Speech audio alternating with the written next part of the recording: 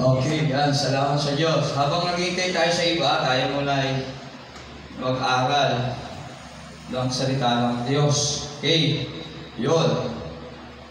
Marunong na ba kayo magbasa ng Bible? Di ba? Meron tayong bisita eh. Okay, turuan natin magbasa ng Bible.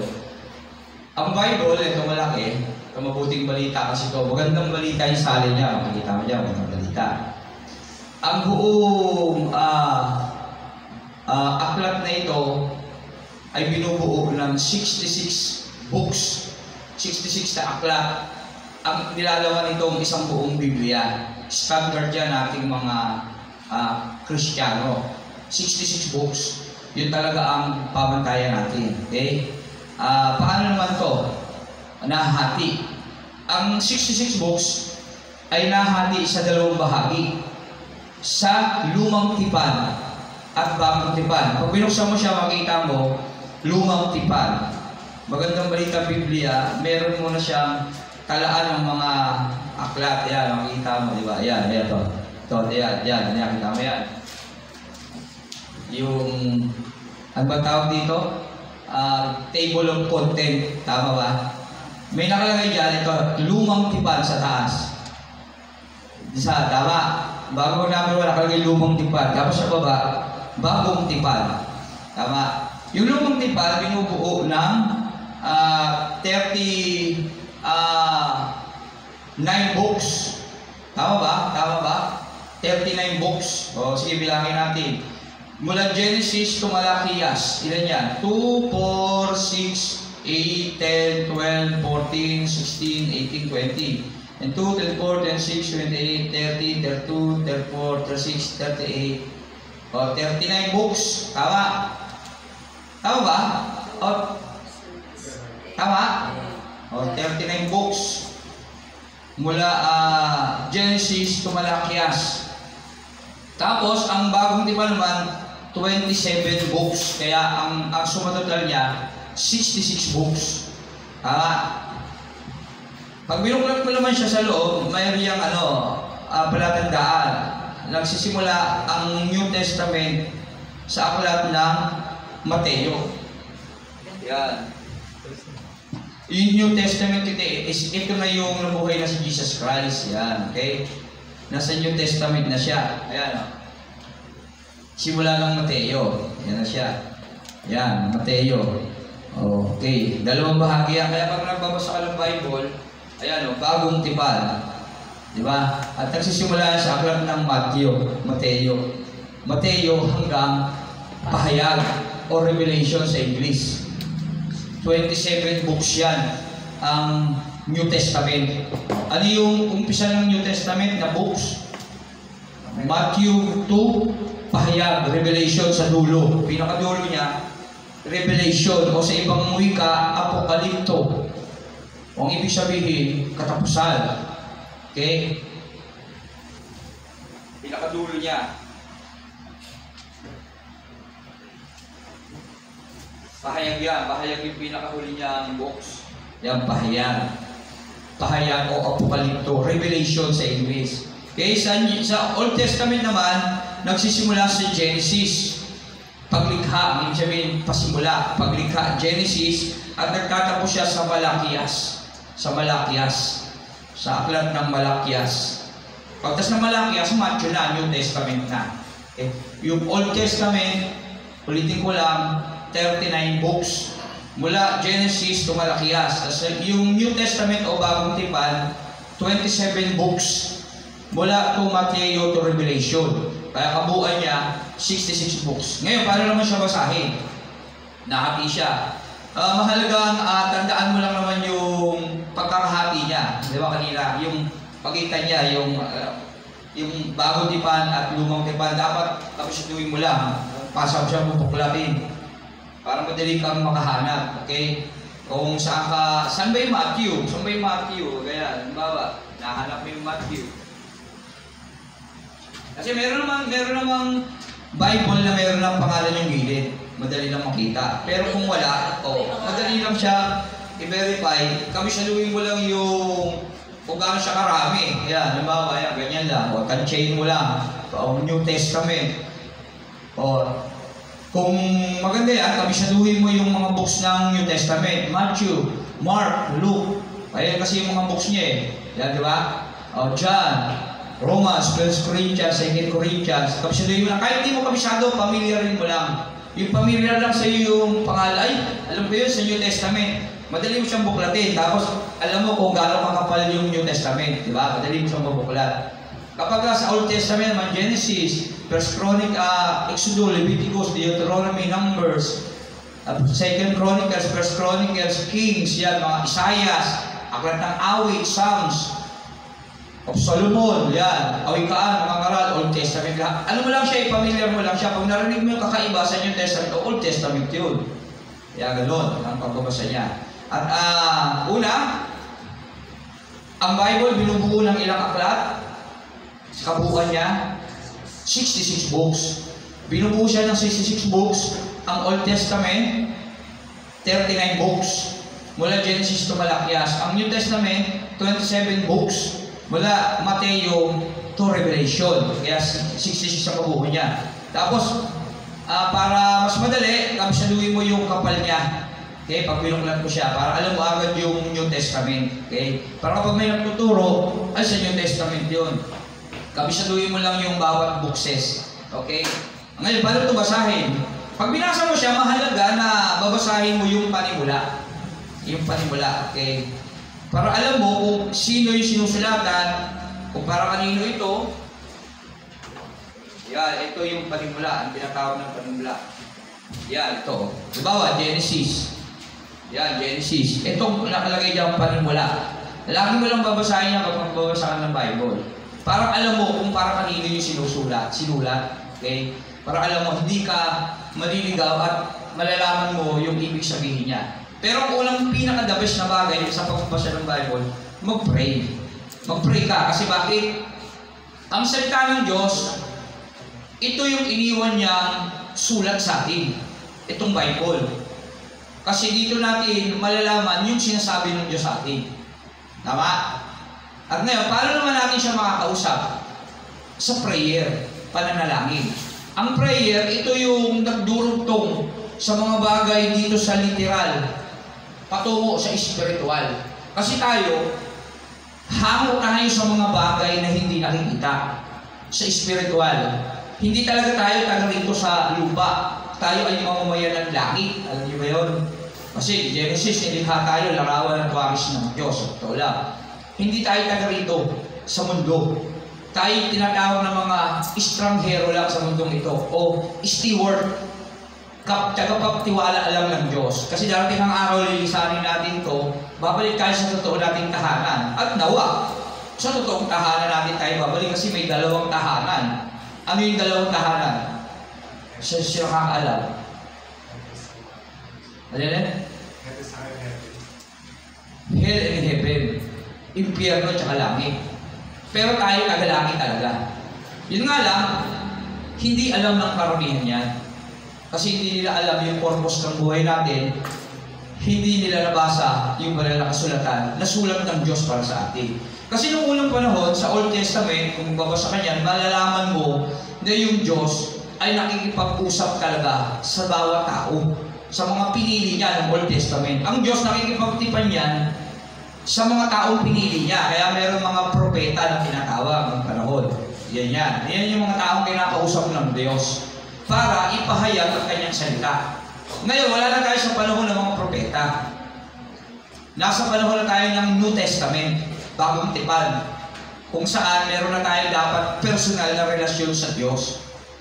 Pero in the beginning, meron talagang personal na ugnayan yung tao sa Diyos. Yung panahon nila Eva at Adan, talagang nakakasama nila ang Diyos.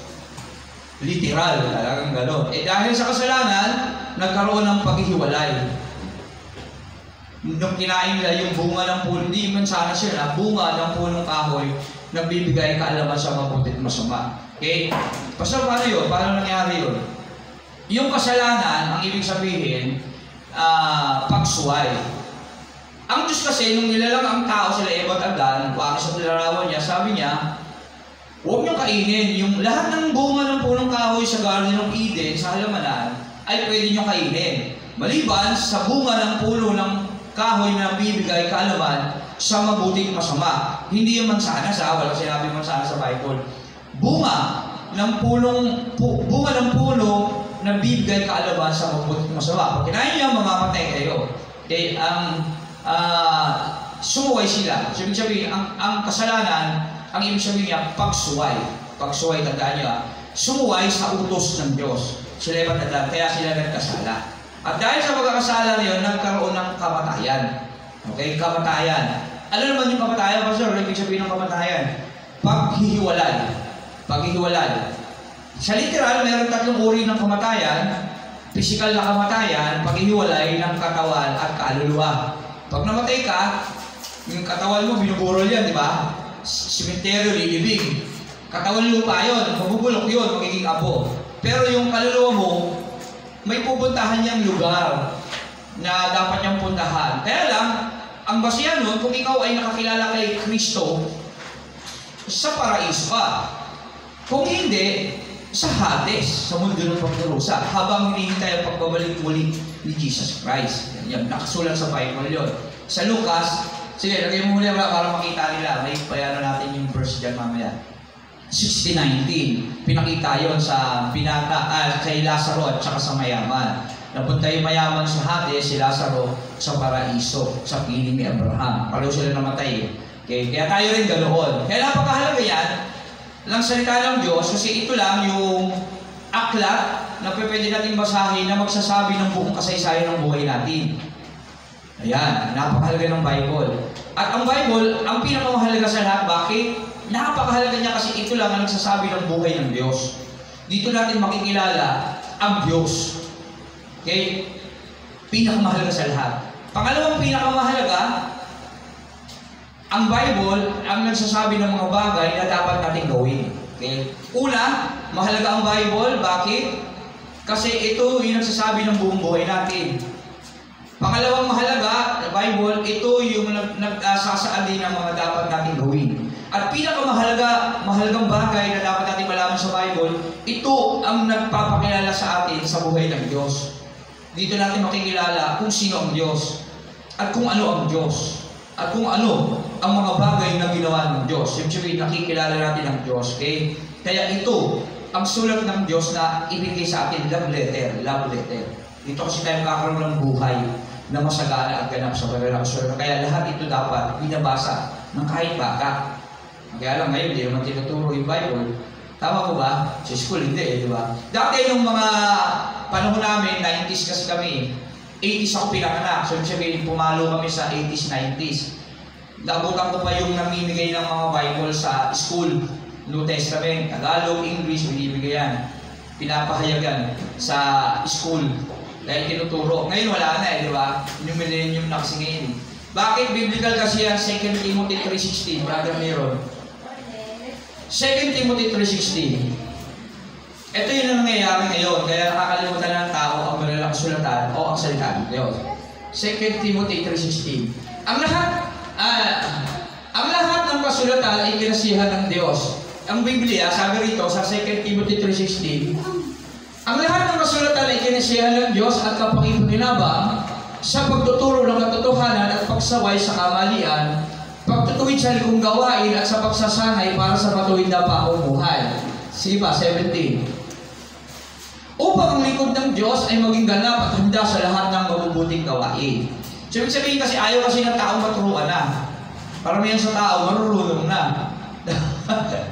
Ayaw ng turuan. Kasi kapag tinuruan ka, natural na makakarinig ka ng masakit na salita. Tama ba? Hebreo 4:12, Brother Miron. Diyan ko na ako alis. Hebreo 4:12. Ito ba ang salita ng Diyos ha? Hebreo 4:12. Ang tinutukoy niya itong Biblia, salita ng Diyos, bahal na kasulatan. Ang salita ng Diyos ay buhay at mabisa. Mas matalas kaysa alinmang tabak na magkabila ang talim. Ano yung sabihin ng magkabila ang talim na tabak? Yung itak na kabilaan may talim. Hindi, ano yun, pareho mo, delikado yun, tama? Ito'y tumatagos maging sa ikabuturan ng kaluluwa at espiritu. Pero yun, hindi lang sa kaluluwa mo. Maging ng espiritu mo, ng kasukasuan at buto. Hanggang sa loob ng buto natin. Sa kasukasuan, sa pinakagitna, sa pinakasingit-singitan, kayang abutin niya. at espiritu ng kasukasuan at buto at nakakaalam ng mga iniisip at binabalak ng puso. 13. Meron pa ba?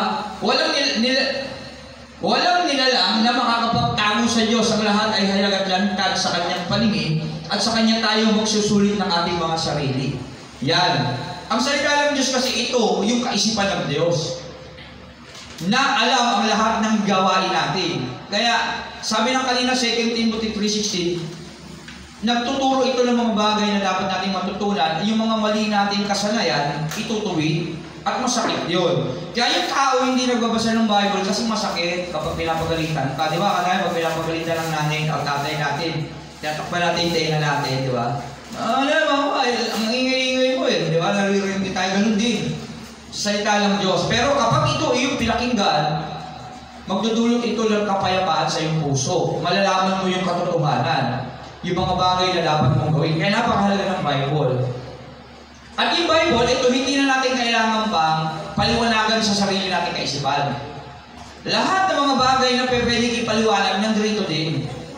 Kaya may mga supporting verse yan. Hindi ka na pwedeng magkathapa ng kahit anong kathain. Kasi bakit? Bawal yun. Bawal itong dagdagan ni bawasan. Hindi na natin kailangan pang mag-create ng sarili nating kapaliwanagan. Mag-aral pa ng kung ano-anong mga kapahiyagan niya. Kasi mismo ang banal na kasulatan ang magpapaliwanag sa sarili niya. Papasahin mo na lang. Pero ang pinaka-the best, mag-pray ka muna para hingiin yung karunungan na kailangan mo para maunawaan ito. Hilingin mo yung banal na spirito ng Diyos. Sabi mo, Amang banal, na makapangyarihan sa lahat, sa pangalan ng aking Panginoong Sus, hinihiling ko po ang banal na espiritu upang tulungan akong unawain ang banal na kasulatan na aking binabasa. Okay? Napakahalaga ng pananampalataya kay Jesus. Okay? Pastor, paano ba yung pananampalataya? Bilisan mo, Brother Meron, no? Kasi kailangan natin ng books dito sa harapan. Okay? Kailangan natin ng pananampalataya. Ano ba yung sabihin ng pananampalataya? Sino nakakalam? May nakakalam ba? Ano ang faith? What is faith? Ano ang pananampalataya? Okay? Kaya ito yung bagay na dapat natin malaman. Dali mo, Brother Meron. Ano marunong ka ba? Hebrew 11. Hebrew chapter 11. 11:1. Napakahalaga ng pananampalataya. Sabi ng Hebrew 11, ito yung Bible pananampalataya ay papaliwanag niya mismo. Hindi ko kailangan mag-create ng ibig sabihin ng pananampalataya. Babasahin lang natin sa Bible kasi pinapaliwanag niya na yung pananampalataya. Ako naman, itatransfer ko na lang sa mas mababaw na madaling maintindihan natin. Okay? Hebrew 11:1, sabi dyan, sige, may Bible kayo, tulungan nyo sila para alam nila, baka mamaya, para alam nila na tama yung nakasaan. Hebrew, Brother Kia, tulungan nyo sila hanapin nyo lang yung New Testament para mabilis. Buklat muna kayo sa New Testament. Kaya pwede rin dyan sa talaan ng mga Hebrew 11 para i-compare nyo kung tama yun nandito at yung binabasa nyo dyan. Ganyan ka, dapat tayo kahigpit sa pag-aaral ng salita ng Diyos. Gayahin natin yung mga tao sa Berea. Yung panahon ni Pablo. Na kapag si Pablo nagpipreach, sinasaliksik nila yung kasulatan. Para malaman nila kung totoo yung sinasabi ni Pablo, para hindi sila malinlang. Yan. Kaya ganun din tayo. Para hindi ko kayo linlangin. Dapat alam niyo yung binabasa ko. Okay, nakita na, Hebrew 11. Yung malaking number, paliwanag ko na sa Bible, yung malaking number, ang tawag dyan, chapter. Okay, chapter. Yung maliit, may maliit yan, di ba? Nakalagay yan. Verse. Tawag yung verse. Verse, okay? Hebrew chapter 11, verse 1. Sabi rito, ano yung pananampalataya, Pastor? Ang pananampalataya ay katiyakan na mangyayari ang ating mga inaasahan. Okay? At paninindigan tungkol sa mga bagay na hindi nakikita. Okay, ano ibig sabihin nun, Pastor? Babawa natin ng konti. Parang medyo, Pastor, parang medyo hindi ko maintindihan. Medyo malalim yun. Ibig sabihin ito, sige, itaas mo nga kung maipaliwanag niya rin, Brother Meron. Ayan. Hebrew 2, 11:2. Yan. Kinalugdan ng Diyos, wala na, sa isawan lang muna tayo, kasi sa ibang salin.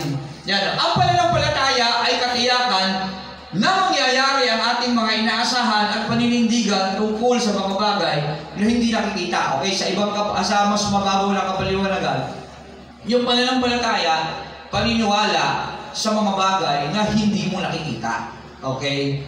Ano ba? Ang pananampalataya ay paniniwala na yung inaasahan ay magaganap, mangyayari. Yun ang faith.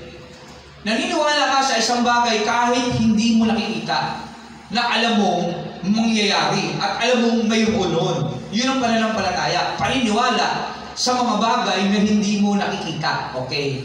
At ang pananampalataya na yan dapat binibigay mo sa Diyos. Hebrew 11:6, Brother Miron. Verse 6, amat ka lang sa 6. Yan, tama. Hindi maaaring kalugdan ng Diyos ang walang pananampalataya sa Kanya. Sapagkat ang sino mang lumalapit sa Diyos ay dapat sumampalatayang may Diyos at Siya ang nagbibigay ng gantimpala sa mga humanap sa Kanya. Okay? Kaya napakahalaga ng pananampalataya. Hindi kasi tayo kailanman pwedeng kasiyahan ng Diyos kapag wala tayong pananampalataya. Tama, pareho? Pareho, di ba? Magkaiba man yung konting words niya kasi kung salin, pinag-uusapan minsan, iba yung salin, pero pareho ibig sabihin niya. Okay? Kasi maraming salin. May King James Version, may NIV version, may Gideon, may mabuting balita. Kaya ito mabuting balita tayo. Okay, yan. So, ibig sabihin, kapag wala kang pananampalataya o wala kang paniniwala sa isang bagay na hindi mo nakikita, hindi ka pwedeng kasiyahan ng Diyos. Bakit? Bakit kaya? Sa palagay nyo, kapag wala kang pananampalataya, pag hindi ka naniniwala sa hindi mo nakikita o hindi ka nakakatiyak sa isang bagay na hindi mo nakikita, hindi ka kaluluguran ng Diyos. Bakit? Sa tingin nyo, bakit? Bakit ayaw ng Diyos yung walang pananampalataya? O kapag ikaw hindi ka naniniwala sa hindi mo nakikita, bakit ayaw ng Diyos ng ganun? Bakit? Meron bang gustong sumagot ang nakakaalam? Okay, sagutin na lang natin sa Bible. Paliwanag na lang ng Biblia. John 4:24, Brother Neron. New Testament. Sagutin po, New Testament pa rin tayo. John 4:24. Yan na. Aklat ng John sa New Testament. New Testament, bagong tipan. John. Chapter 4, verse 24. Sige, bigyan ko kayo ng pagkakataong hanapin. Yeah, sige, John 4:24.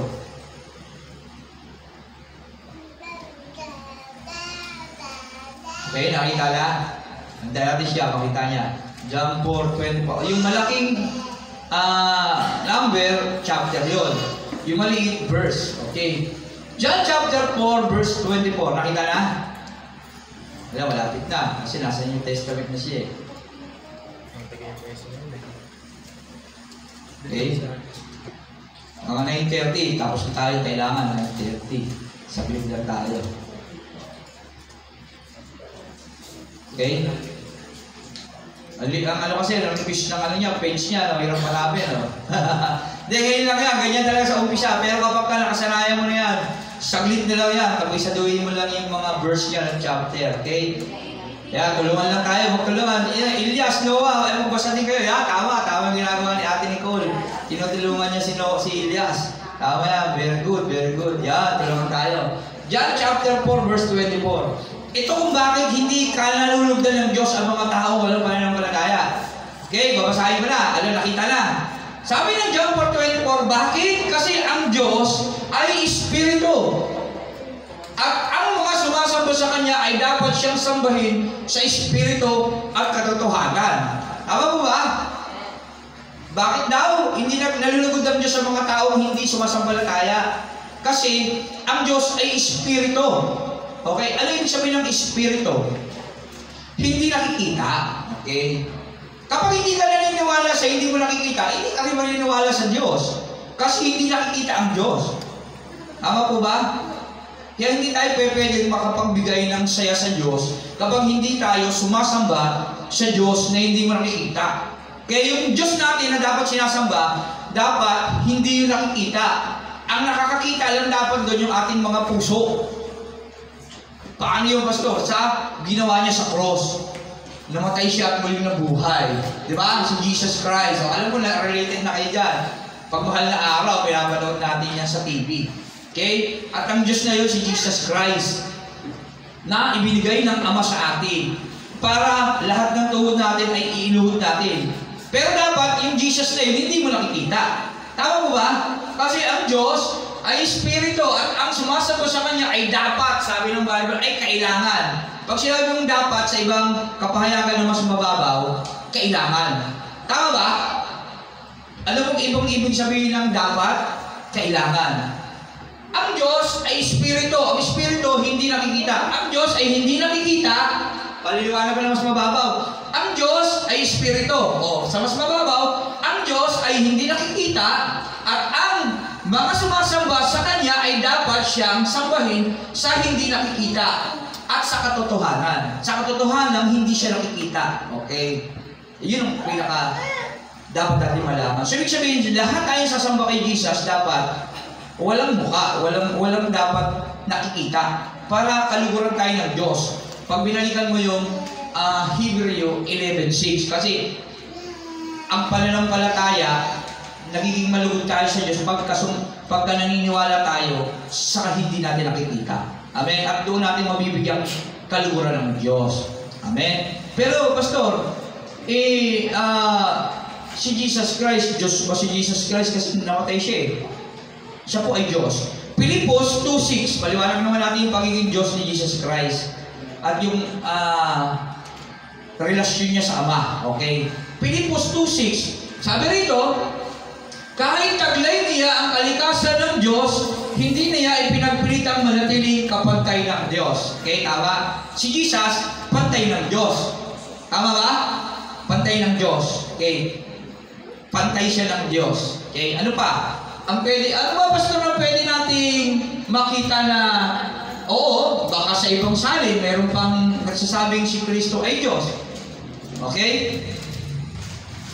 Tito 2:13. Tito 2:13, Brother Miguel. Aklat ng Tito, New Testament pa rin. 2:13. Chapter 2, verse 13. Yan. Habang hinihintay natin ang pinagpalang araw ng ating inaasahan, ito ang araw na mahayag ang kaluwalhatian ng Diyos, ng ating dakilang Diyos at tagapagligtas na sino yun? Nakasulat doon? Yesu Kristo. Nakita na dyan?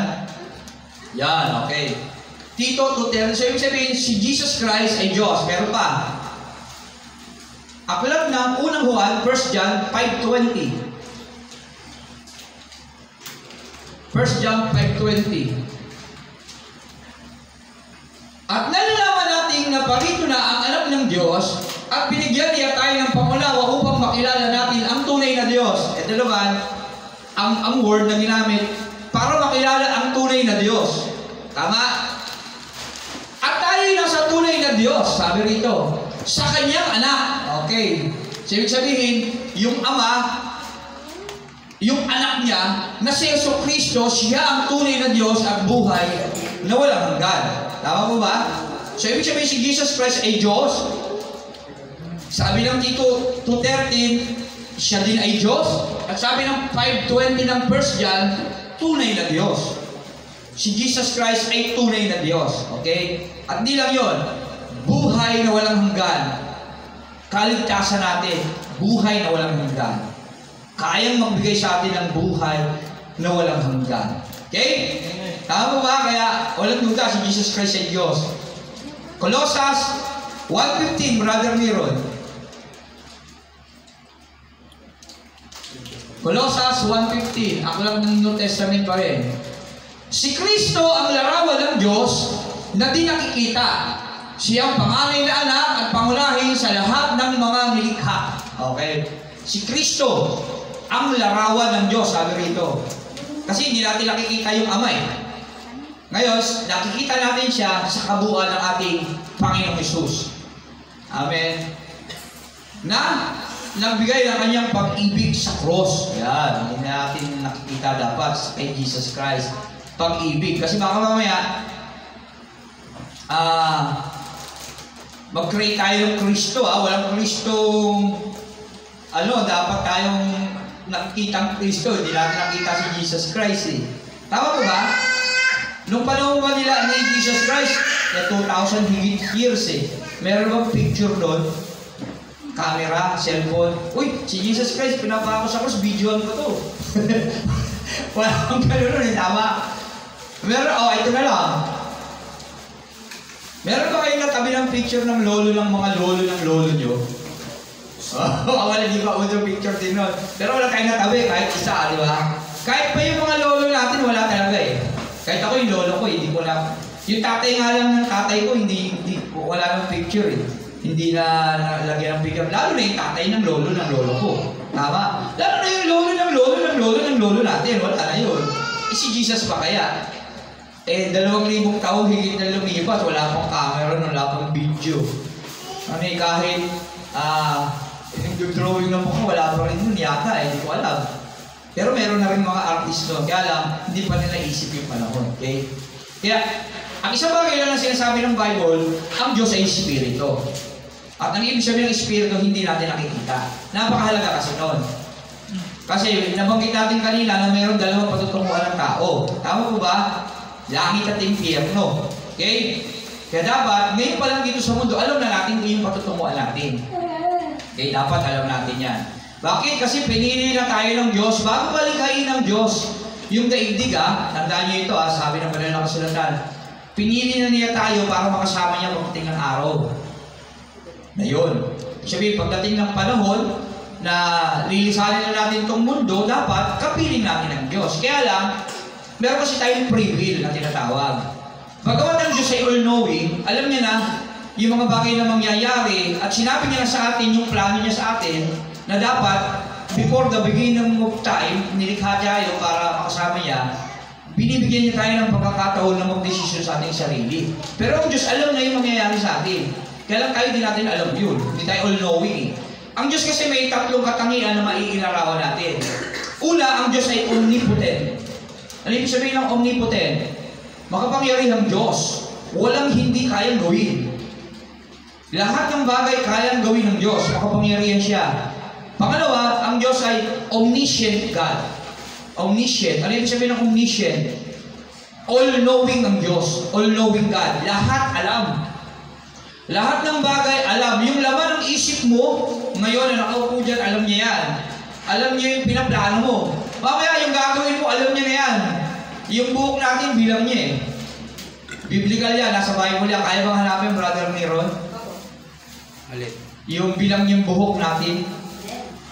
Yan. Tapos, hindi tayo makakapagtago sa kanya, all-knowing siya. Yung plano mo mamaya, hanggang sa susunod na mga araw, alam niya yun. Hindi mo may itago sa kanya yun.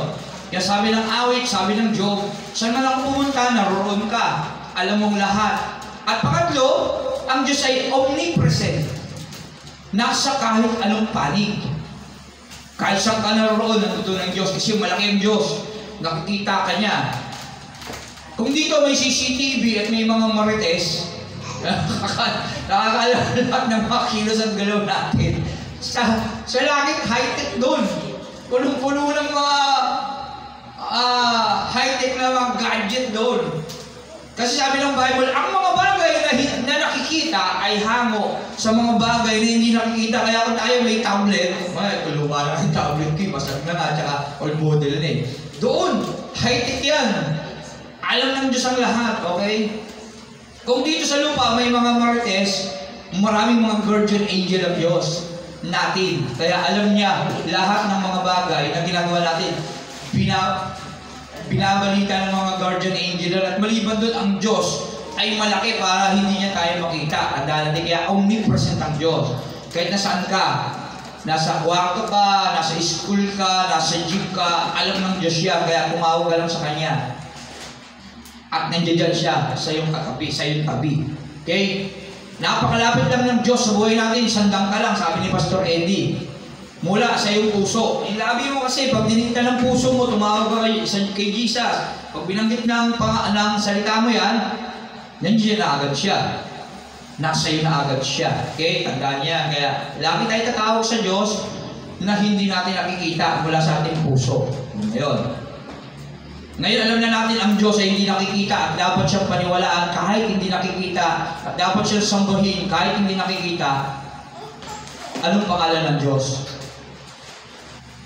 Binanggit na kanina sa mga talata, Jesus. Lilinawin lang. John 17, 11 and 12. Hayaan natin ang aklat ng banal na kasulatan ang magpaliwanag. John 17, 11 and 12. Para malaman natin na ang pangalan ng Diyos na dapat natin tinatawag ay Jesus. Okay? Na binigay ng banal na kasulatan. Okay? Sabi rito, ito yung tayo na si Jesus Christ ay nananalangin sa Ama. Sabi niya rito, pakinggan ninyo at unawain maigi yung bawat salita.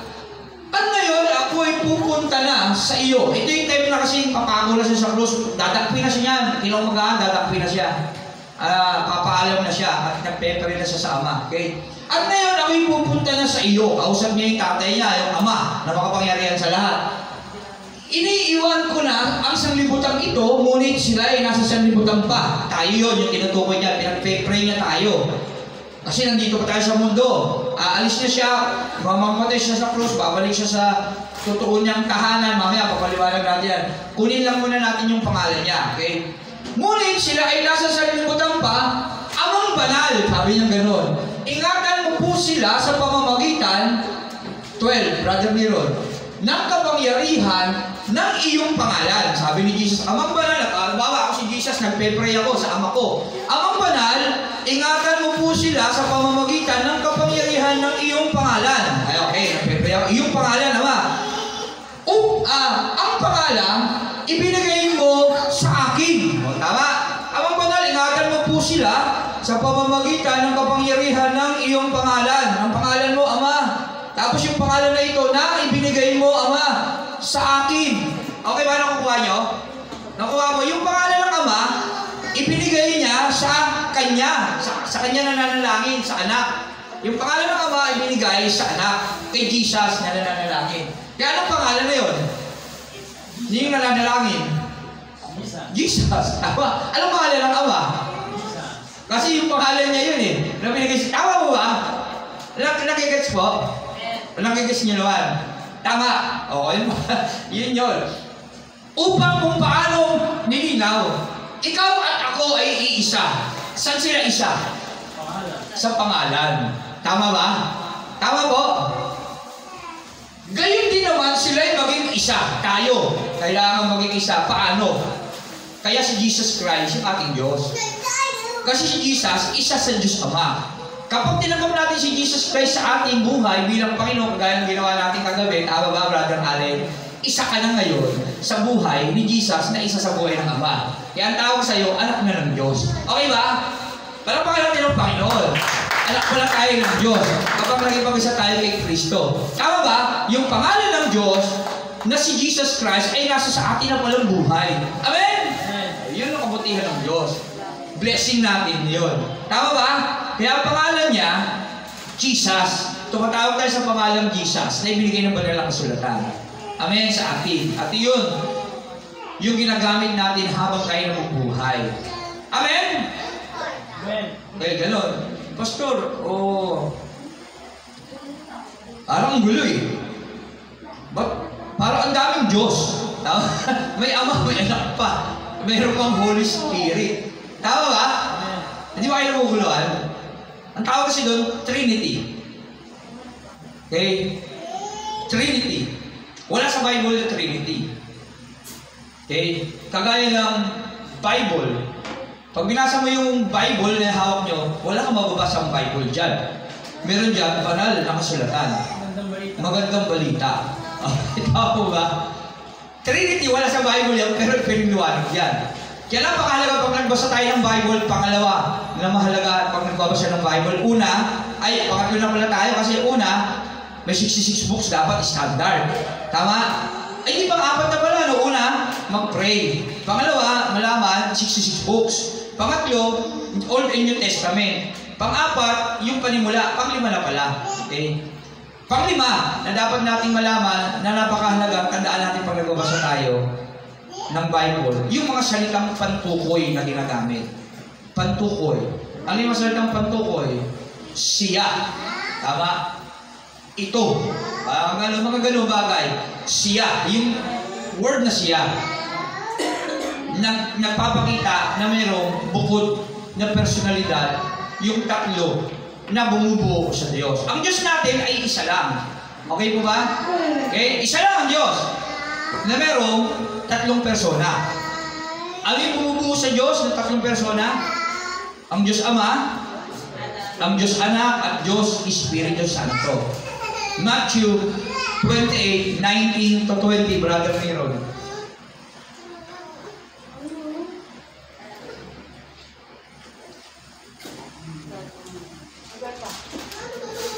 Kaya humayo kayo, gawin ninyong alagad ko ang mga tao sa lahat ng bansa. Bautismuhan ninyo sila sa pangalan ng Ama. Ito rin sa ng patukoy. At ng Anak. At ng Espiritu Santo. Yung at ng patukoy. Tama? Tama po ba? Bukod silang tatlo, pero walang binanggit na pangalan. Bakit? Sino yung nagsasalita? Si Jesus. Si Jesus yan eh, yung akit niya sa langit, nabuhay na siya dyan eh. Pangatlong araw, nabuhay siya magmuli, tapos nasa bundok na siya, merong 500 na katao doon mahigit na nakakakita sa kanya na siya ay muling nabuhay. At tinuruan niya. Okay? At habang siya inaangat, papuntang langit, kasi babalik na siya sa langit eh, nagbigay siya ng utos sa mga tagasunod niya, sa atin ngayon na tagasunod tayo ni Kristo ngayon eh, kumilala sa Kanya. Dapat, pumahayo tayo at ipinapahayag ang kanyang salita sa lahat ng bansa. Okay? At sinabi niya rito, bautismuhan sa pangalan ng Ama at ng, may at na nga, yung at na, huwag niyong wawalain nyo, mahalaga yan sa pagbasa, at ng. Pag sinabi yung at ng, may bukod na personalidad. Yung anak. At ng, bukod na personalidad, ang Espiritu Santo. Okay po ba? Tama ba? Pero hindi sila hindi sila magkakahiwalay. Isa sila sa bumubuo sa pagiging Diyos. Pero may bukod silang mga personalidad. Okay? At malalaman na natin yan pagdating na ng tamang panahon. Ang meron pang pananampalataya. Faith. Ano ulit yung pananampalataya? Paniniwala sa mga bagay na hindi mo nakikita. O paniniwala sa Diyos na Espiritu, John 4:24, na hindi mo nakikita. Kasi hindi natin kayang aruin ng Diyos eh. Ganito lang simple yan. Tayo, mga tao, ano ang bumubuo sa atin? Kaluluwa, katawan, kaluluwa, at Espiritu. Tama ba? Meron din tayong tatlong personalidad sa buhay natin. Parang gano'n lang din ang Diyos. Trichotomy, tawag sa atin. Trichotomy. Ang Diyos, triune God. Trinity. Triune God. Triunity. Okay? Triune God. Isang Diyos na may tatlong personalidad, isa sa pangalan, isa sa pagiging Diyos, pantay. Pilipos 2:6, pantay sa Diyos.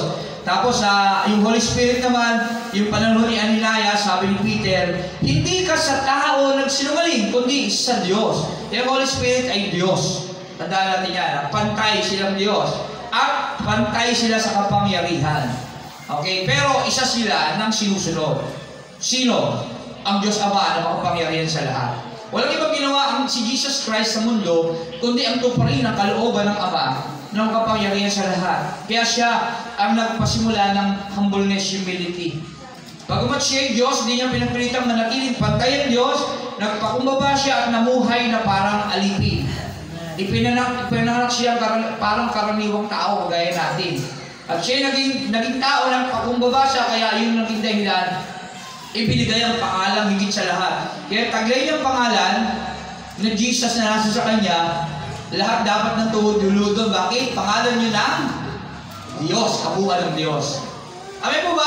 Naintindihan naman, maliwanag naman. Naintindihan natin ha? Trinity, Triune God, Triunity ang Diyos. Tayo naman, Trichotomy. Okay? Kasi hindi tayo Diyos eh. Tama? Yung Espiritu natin, pag namatay tayo, babalik sa Diyos. Yung katawan natin, ano ulit yung kamatayan?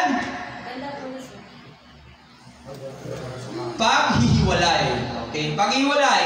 Physical na kamatayan, spiritual death, paghihiwalay ng katawan at kaluluwa, ililibing yung iyong katawan, magugulok, sementeryo, wala na yan. Bulok na yan, babalik sa alubok. Sabi ng Job, sa alubok nagbula, sa alubok din babalik. Sa ibang mga bahagi pa, daming Sinabi dyan sa banal na kasulatan, kaya magbabasa tayo. Okay? Espiritu natin, hininga ng Diyos, babalik sa Kanya yun. Job, at ang hininga niya, ang espiritu ng Diyos ay babalik, ang espiritu ng tao ay babalik sa Kanya, sabi sa Job. Pag pinasa natin yung Job. At iba pa rin mga aklat sa Old Testament. Kaya yung kaluluwa natin, may pupuntahan lugar yan. Yun ang yun yung problema natin. Yung kaluluwa, ito yung tayo. Okay, na merong nararamdaman. Kaya tayo nakakaramdam, kasi meron tayong kaluluwa. Kaya pag kinurot ka, kaya napasok ka ng mainit, baga, napapasok ka na sa saktang aray. Kasi may kaluluwa tayo. Tingnan nyo, yung patay, kahit nasapakin mo siya, kurutin mo siya, palupaluin mo, wala na. Maganon pa rin siya, di ba? Hindi na gumagalaw. Wala nang pakiramdam mo yun kasi wala nang kaluluwa. Pero pag may kaluluwa yun, sasakit yun. Didilat yun. Buhay pa pala ito, papanggap lang. Suntokin ka ba? Lokot mo na, suntok pa. Di ba? Di ba? Tama ba? Kasi may kaluluwa yun. Pag sinakta mo yung gagantihan ka nun. Tama? Ngayon, kapag yung katawan mo, humiwalay sa kaluluwa, hindi na makapanakit ng tao yung mga kaluluwa. Kasi wala na siya eh. Ano na siya eh? Parang hindi na siya nakikita eh. Okay? Hindi mo na nakikita yun eh. Wala nang kamatayan yun. Pero may feelings yun, may pakiramdam. May isip yun. May magsisisi rin yun. Na alam niya rin yung mga bagay na ginawa niya. Makukonsensya rin siya. Kasi yun yung buong tayo. Kaya ang problema, hindi na yun mamamatay. At pag pumunta yun sa lugar na dapat niyang patunguhan, hindi na mamamatay yun. At may dalawang lugar yun na pagpipilian niyang puntahan. At ang pagpipilian na yun, hanggat ikaw ay nabubuhay ngayon, na buo pa rin tayo, buo ako. Ayun na yung free will mo na dapat gawin. Kaya na pag hindi mo nagamit sa tama yung free will mo, kawawa yung kaluluwa mo. Kay Daniel 12:2, Brother Neron, aklat ng Daniel, chapter 12, verse 2. 5 minutes na lang tayo, 6 minutes. Daniel 12:2. Last na to, last na. Madali na lang, okay? Yan. Sabi rito, muling mabubuhay ang maraming mga namatay sa lahat ng panig ng daigdig. Ang iba ay sa buhay na walang hanggan at ang iba naman sa kaparusahang walang hanggan. Pababawin natin konti. Muling mabubuhay. Mabubuhay muli ang mga namatay. Marami. Kasi marami nang namatay eh. Tama? Ang mga magulang natin, yung mga kamag-anak, kaibigan minsan, kapitbahay, namatay na rin sila. Marami sila. At muling mabubuhay yun. Pag sila, bakit tayo pag namatay, muling mabubuhay? Sa lahat ng panig ng daigdig. Ang iba ay pupunta, sabi rito, sa buhay na walang hanggan. Ang iba naman, pupunta sa kaparusahang walang hanggan. Ibig sabihin, langit at impyerno. Yung kaparusahang walang hanggan, impyerno yan. Yung buhay na walang hanggan, langit yan. Kaparusahan, ano yung meron sa parusa? Sakit, kapighatian. At yung nakakalungkot isipin, habang panahon na yun, kasi yung kaluluwa natin yun eh. Okay? Dagat-dagatang apoy. Hades, kapag hindi pa bumabalik si Jesus Christ. Hades, Lucas 16:19, Brother Neron. Lucas 16:19. Yan, konti na lang, 5 minutes na lang tayo. Huli natin yung oras. Paliwanag na natin yung Hades. Ito yung lugar na kapag hindi pa bumabalik yung ating Panginoong Hesus, tapos namatay tayo. Ando rito yung mga namatay ngayon, o dati pa, na hindi pa kasi bumabalik muli si Jesus eh. Babalik kasi si Jesus muli para kunin niya tayo. Pero habang hindi pa siya bumabalik, yung mga namatay na hindi naniniwala sa Kanya, na siya ay Diyos at hindi nakapagsisi, nandito sila sa Hades ngayon. At mundo ng pagdurusa. May isang mayaman laging nakasuot ng mamahaling damit at sagana sa pagkain araw-araw. Amat, Brother Neron, pakidali. Kapag may isa naman pulubing nagngangalang Lazaro na tagtad ng sugat sa katawan at nakahiga sa may pintuan ng mayaman. 21. Sa hangad na matapunan man lamang ng mga mumong nahuhulog mula sa habang ng mayaman at tuwing nilalapitan siya ng aso at dinidilaan ang kanyang mga sugat. Namatay ang pulubi at siya'y dinala ng anghel sa piling ni Abraham. Namatay rin ang mayaman, inilibing. Yung piling ni Abraham, yung namatay yung pulubi, napunta siya sa piling ni Abraham. May pasaran yung piling ni Abraham. Paraiso. Makikita natin, hindi natin bubuklatin sa Bible, paliwanag ko na lang. Naalala niyo yung magnanakaw sa krus na napako, di ba? 3 sila. Si Jesus at yung dalawang magnanakaw. Yung isa doon, ano sabi ni Jesus? Ngayon din, isasama kita sa aking paraiso. Tama? Paraiso, hindi pa kasi siya muling babalik noon na mamamatay pa lang si Jesus sa krus eh. Kaya paraiso, yung Abraham, pili ni Abraham Blossom, paraiso tawag doon. Okay, paraiso. At maraming talata sa Bible, kasi wala tayong oras eh, na nagsasabi paradise, okay? Waiting area ng mga taong kumilala kay Jesus, paraiso. Ngayon sa mga hindi kumilala, balik tayo sa Lucas. Namatay ang pulubi at siya dinala ng mga anghel sa piling ni Abraham, namatay rin ang mayaman at inilibing.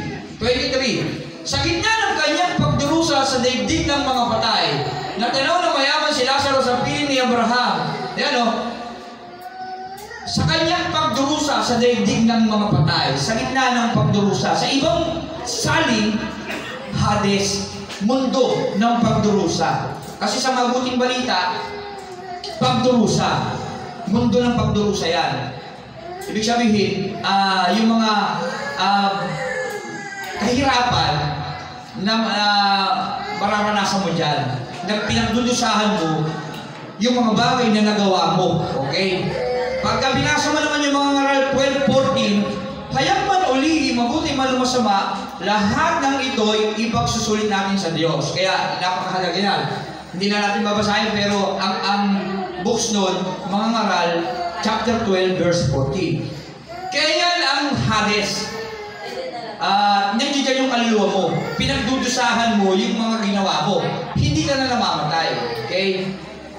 At pagdating ni Jesus Christ, at naghari na siya, doon na magkakaroon ng paghuhukom na tinatawag. Itatapon ang Hades sa pangalawang kamatayan na tinatawag na impyerno. Yun tinatawag na Final Judgment Day. At ang impyerno yan ang tinatawag sa Revelation na dagat-dagatang apoy. Yan. Okay. Mas matindi na yun. Okay. Pero sa Hades, matindi na rin yun. Pero sa impyerno, pinakamatindi na yun. Habang panahon ka na. Bagamat sa Hades, habang panahon ka na naroon, at temporarily, dahil pagdating ng araw na itinakda ng Diyos, itatapon mo na sa habang panahon na sa impyerno na yun. Pag sinabi mo dagat-dagatang apoy, sino nakasakay na ng barko? Ako nakasakay na ako ng barko kasi pinakanakay sa Palawan, si Miron. Naglayar kami, barko. Nakarating kami sa gitna ng dagat. Tanong ko yung, wala akong makitang lupa o puro yung, wala akong makitang ilaw. Sa gabi, walang ilaw Ibig sabihin, walang bahay. Nasa gitna, ganun pala, kung nasa gitna ka ng dagat, puro dilim. Ngayon, isipin mo yung dagat na yung apoy. Kasi dagat ng apoy eh. Isipin mo apoy, wala ka pa tanong na pwede kang, di ba, makiat para hindi ka, wala, ganun yung explanation sa impyerno. Kaya sabi ng Revelation 21:8, Brother Miron, yun na lang, huli na, last na, kasi wala nang oras, 1 minute. Revelation, pahayag, 21:8, sa pinakadulo, New Testament, pinakadulo. Sige, buksan niyo yung dulo niya, tapos yung chapter 21, verse 8. Para tingnan nyo kung magkamukha. Pahayag, chapter 21, malaking 21, tapos maliit na 8. Yan, tingnan nyo kung magkamukha para baka sabihin nyo, pastor yata, sisinungaling ata ito, may iba ata hindi nasabi. Tingnan mo nga sa mga nakasulatan. Nakita na. Yan babasahin ko, pakinggan nyo na lang. Subalit, malagim. Nakakatakot, malagim. Sabi nito, subalit, malagim ang kasasapitan ng mga duwag. Ano yung sabihin ng duwag? Ito yung mga Kristiyano na hindi nagiging Kristiyano sa panahon ngayon. Ng mga taksil, ito din yung mga nakakakilala kay Jesus Christ na pinagkanuno siya. Okay? Hindi siya pinanindigan. Ng mga nagpapasasa sa suklam-suklam na kahalayan, ito yung mga gumagawa ng kasamaan. Kahalayan, ibig sabihin, gumagawa ng mga bagay na ibubunga yung sarili niyang kaligayahan, laman. Yan. Ng mga mamamatay tao, ito yung mga napupuot sa kanyang kapatid. Kasi nung Old Testament, pagka ikaw ay pumatay, mamamatay tao, maging sa panahon natin ngayon, pero sa New Testament, kapag ikaw nagalit ka sa kapatid mo, mamamatay tao pa rin. Kaya huwag tayo magtatanim ng puot, galit sa mga loob. Pagka meron tayong galit sa puso natin, tawag sa atin, kriminal, mamamatay tao, yan yun. Okay? Wala kasi tayong oras para ipaliwanag, wala tayong oras eh. Next time, paliliwanag natin yan. Ng mga nakikiapid, ito yung mga nakikiapid sa spiritual, ito yung mga Christian ka na, punta sa ibang mga sekta. Nakikisalahalubilo ka sa kanila, tapos minsan ginagawa mo yung mga gawain nila. Kaya maging tapat tayo sa Diyos, huwag tayo maging taksil sa Diyos, huwag tayo maging duwag sa ating pananampalataya. Kahit tayo manggutom, kahit tayo ikamatay natin, sabi ni Pablo, to die is gain. Panindigan natin si Jesus. Kaya huwag tayo maging nakikiapid tawag doon. Pero meron din nakikiapid na literal. Ito yung nagagawa natin sa laman. Sa mga asawa, sa mga hindi mo asawa, yun, nakikiapid din tawag doon. Nang mga mangkukulam, ito yung mga nanunumpa ng tao. Yan, nagtatanim ng kanyang galit. Matapa ka sana. Yan, yung mangkukulam. Di ba? Literal naman. Pero yung mga witchcraft, mangkukulam din yan. Yung mga nananawas sa Exodus, Leviticus, Deuteronomy, huwag kayong sasangguni sa mga mananawas, sa mga espiritista, pinagbawal yan. Kaya napakalaga ng Bible. Masama yan. Pag sumangguni ka sa mananawas, sa mga espiritista, ang tawag dyan, witchcraft, pangkukulam. Okay? At isang sa spiritual pangkukulam naman, yun yung sinusumpa mo siya. Kaya sabi ng New Testament, huwag kang manunumpa. Masama. Tama? Pangkukulam yun. Ikaw, ginawa mo ka ng masama. Mamatay ka na nga. Ginagano natin. Nagpapahayag tayo ng salita na masakit sa kanya. Sana malasing ka. Tama? Sana tanggal ka sa trabaho. Yan. Kaya wag. Sabi ng Bible, magmahalan kayo. Amen? Okay po ba? Nawa, nakaintindihan yung paliwanag natin dyan, ha? Nang mga mangkukulang, ano ba? Nang mga sumasamba sa Diyos-Diyosan, ayan ang matindi dyan. Maraming sumasamba sa Diyos-Diyosan ngayon. Ang dami natin kinikilalang Diyos, eh. Tama ba? Mga rebulto, mga tao, na inanyuan, mga hayop, naniniwala tayo sa swerte. Ay, bibili mo lang palawit, para swertehin ako. Tama? Ay, maglalagay ako sa wallet ko ng barya para swertihin daw ako. Tama? Ay, magsusuot ako ng kulay pula kasi lucky color daw ngayong araw. Tama mo ba? Diyos-Diyosan yun. Idolatry. Ano pa? Pagsi-cellphone. Yung naubos yung oras mo sa cellphone, sa panonood ng TV, na walang kabuluhan, hindi pa masama yun. Pero wag mong sasakupin yung gawain ng Panginoon para doon. At wag yung wala ka nang magagawang paglilingkod sa Diyos dahil sa bagay na yan. Trabaho, pag-aaral, yan mga Diyos-Diyosan. Yan yung mga bagay na dapat natin maintindihan na masakit na sinasabi ng Bible na kailangan din natin tanggapin at unawain sa ating buhay. Amen po ba? O wala na. Medyo iba rin sinasabi ni Pastor. Ayaw ko lang pakinggan. Napapakinggan natin. Hindi kasi walang sabi nun, yung wala lang silatan. Amen. Pinaginiwanan ko lang. Sumasama sa Diyos-Diyosan at lahat ng mga sinungaling. Yung mga kagaya namin, nagtuturo kami kasi hindi namin ginagawa. Sinungaling kami. Okay? Kaya ang ginagawa namin dapat, pahayag na lang. Kung nagkakamali kami, sabihin namin mali kami, hindi namin tawag sa Diyos. At dapat ipanalangin nyo din kami. Ganon din kami sa inyo. Yung mga bagay na dapat ipanalangin at mga bagay na ipinahayag nyo, pinapanalangin din natin. Kailangan natin magtulungan sa isa't isa. Amen? Mga sinungaling. Anong sabi rito? Ang magiging bahagi nila, kapag inabutan ka ng kamatayan mo na yan ang iyong ginagawa, sa lawa ng nagliliyab na asupre, ito ang pangalawang kamatayan. Second death. Biruin mo yun, ha? Patay ka na. Ang hirap na ng buhay mo rito sa mundo. Tama? Namatay ka pa. Mabubuhay ka. Pangalawang buhay mo, mahirap ka. Mas mahirap ka pa sa naulang mong buhay. Nawa, hindi mangyari sa atin yun. Amen? Kung mahirap man tayo sa mundong ito literal, nawa, makamta natin yung kayamanan natin sa langit na totoo. Amen? Sa paraiso o sa ikalawang buhay natin sa bagong Jerusalem, sa buhay na walang hanggan. Amen? Nawa. At maintindihan natin yung mga kahalaga ito na napakahalaga na dapat natin tandaan. Lalo na ngayong nasa mga huling mga araw na tayo. Malapit kasi dumating si Jesus Christ. Nasa mga last days na tayo. Every 20 years, last days ang tawag dyan. At tayo nasa last days na. Pero hindi ko sinasabing talagang mamaya bukas darating si Jesus Christ. Walang nakakaalam yan. Ang mahalaga dapat natin tayong handa. Hindi man natin maabutan pagbabalik ni Jesus Christ. Yung buhay kasi natin hindi natin hawak. Anytime pwedeng bawiin ng Diyos yung buhay natin. Kaya dapat natin gawin samantalahin natin buhay natin ito, maglingkod tayo sa ating Panginoong Hesus na kinikilala natin, na Diyos na sinasabi ng banal na kasulatan na pinag-aaralan natin. Amen? Palakpakan natin ang Panginoon. Yan po ha, marami kayo natutunan. Next week, agahan din natin para mas makapag-aral pa tayo ng kanyang salita. Amen? May tanong ba kayo? Sino gusto magtanong? Sa mga ating tinalakay. Yung, Pastor, gusto ko lang malaman, ano ba yung ano? Baka meron kayong curious kayo, baka may gusto kayong malaman. Pwede kayo magtanong. Okay?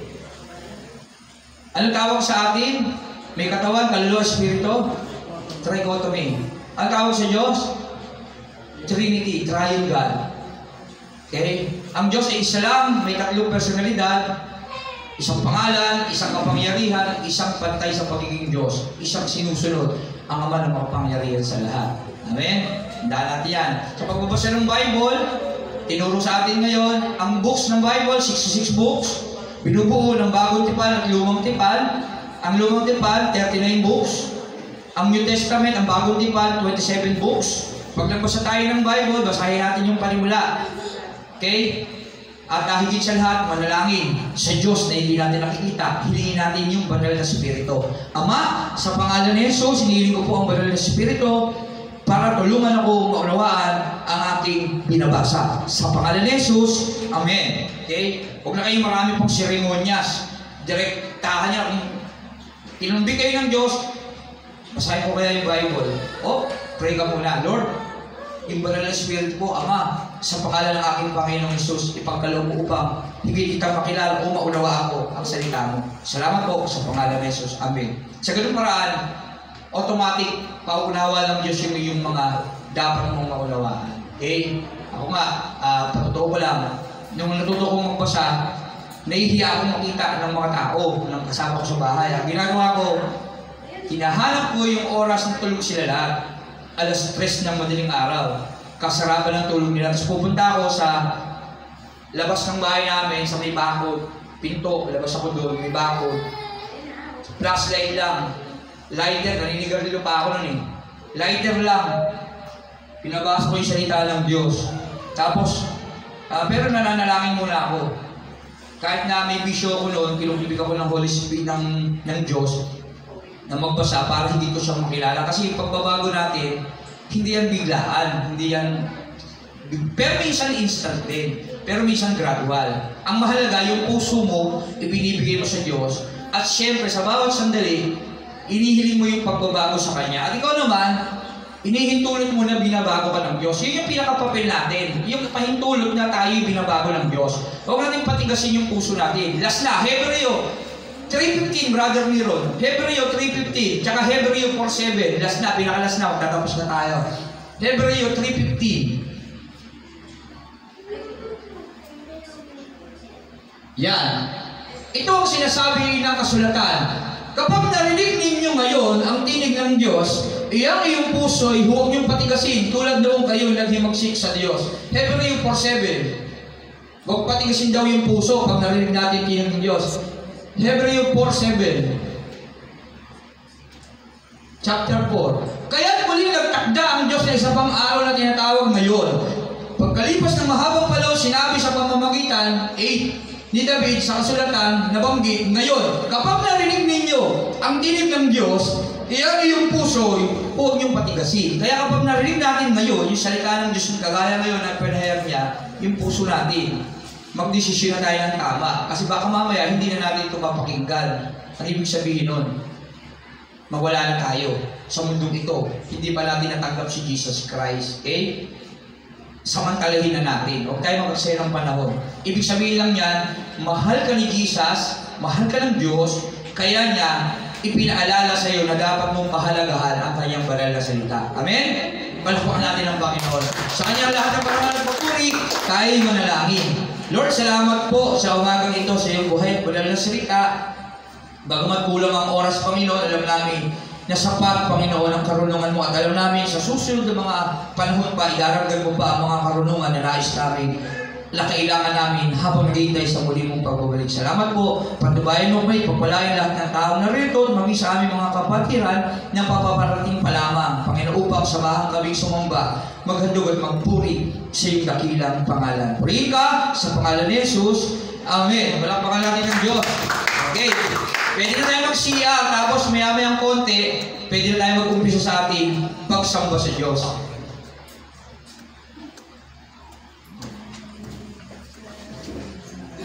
Yeah, no.